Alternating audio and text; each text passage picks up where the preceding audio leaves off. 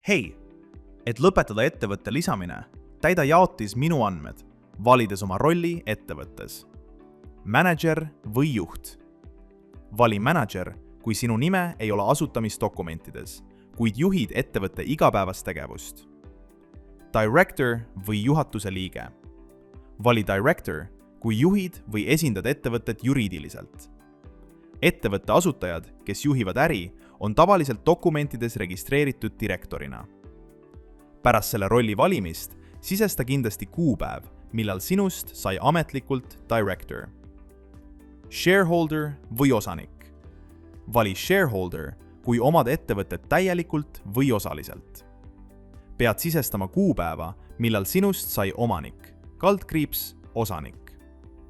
Pärast selle rolli valimist täida allolev väli shares, protsent. See väli on ainult osanikele ja näitab sinu omandiprotsenti. Accountant või raamatupidaja.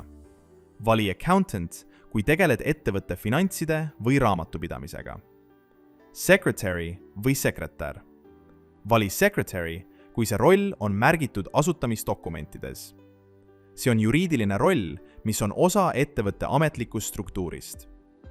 Pärast selle rolli valimist sisesta kuupäev, millal sinust sai ametlikult secretary.